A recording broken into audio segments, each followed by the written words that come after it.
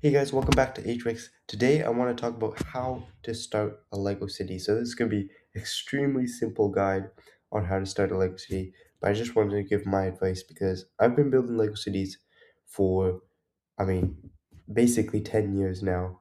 Uh, over 10 years I've been playing with Lego. But I would say probably when I was 8 years old, we already had a Lego city. Actually, yeah, we did. It was before then. But either way, let's get right into it. So over here, on the screen is actually this is one of the city layouts that we had pretty recently, before I moved to Canada. This was when I was in Portugal. Either way, let's go into step number one. How much are you willing to spend before you even start like imagining, huge cities and stuff. I mean, you're gonna do that anyway if you want to build a Lego city. But like, really think to yourself, okay, how much do you want to spend? Because yes, you can find deals here and there. Yes, you can be on a budget and you can try to sort things out. But either way, like Lego's expensive. No matter what, it's gonna be expensive. And if you want to go buy fake Lego, go ahead.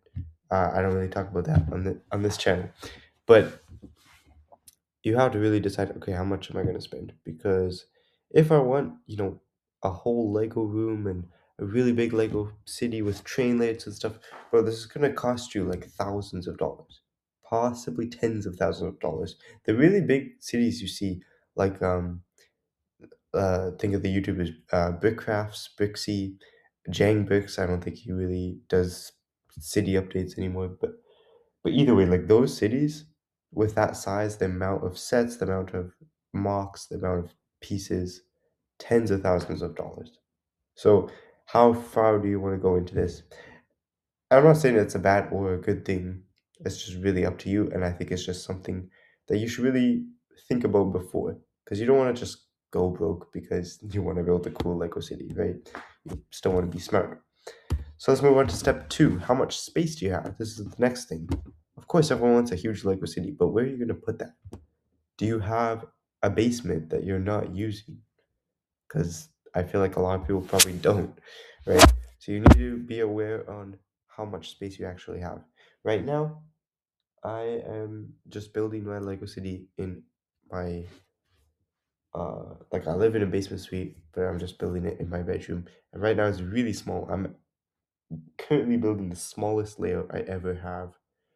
If you follow my YouTube channel, have seen my previous layouts were a lot bigger. But anyway, how much space do you have? So first, how much are you willing to spend? How much space do you have? Because maybe you're willing to spend a lot, but it doesn't matter because you don't have any space. Or you don't want to spend too much, but you want a really big city. Well, too bad. You can't have a really big city unless you spend a bit more. So step three, start small. That's kind of leading on from step two. But even if you have enough money and even if you have a big space, just start the city small. Focus on actually making the city good instead of just getting a bunch of tables and trying to, lay out all the base plates and having all of this blank space and just a few buildings here and there just because you wanted a big city. Because, like, for example, I went to this uh, sort of like Lego convention back in Portugal, and they opened up this city, which was, I don't think it was the largest Lego city in the world, maybe in Europe or something, and they broke like a Guinness World Record, right? The largest Lego city, and that means by space, by the tables all connecting. How big is it? Yeah, it was really big, but it was not a good city. But it was all sets. It was not detailed at all. There was like no effort put into it. So, yes, you can have a really big city, but like, why bother, right? Put in the smaller details, right? All right. Step forward, don't copy and paste. Please, like, take inspiration, of course. Steal like an artist. If you see someone who has a good idea, do it, but don't just copy and paste their whole city. There's a lot of smaller Lego YouTubers that I see, and all respect to any Lego YouTuber, everyone's cities are pretty cool. But there's a lot that have very similar cities. They're just doing the road plates and the modular buildings. I'm like, bro, It doesn't even look very good anymore. Like, sure, modular buildings look great, but they look 10 times better when you mix them in with your own mocks, when you add other details to the Lego city. Excuse me. Like, don't just copy everyone else. Don't just copy and paste things, right? Make your city actually unique.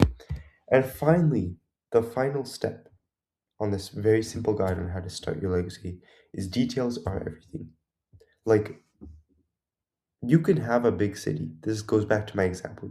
You can have a big city, but it doesn't mean anything if there's not enough details. All right. Someone who has a really good city, and if you don't know this YouTube channel or have never seen it, Brickcrafts, go look it up. That is the prime example of a Lego city. If I had to rate like all the YouTubers' Lego cities, which I might make a video on that, that'd be fun. That is probably going to be number one because his city is very big, but it's also very detailed because he didn't just make it big to make it big. He made it big because he wanted to have so many details in the city that he needed enough room for it, right? So if you're going to have a big city, be prepared to spend a lot more money and actually make it detailed.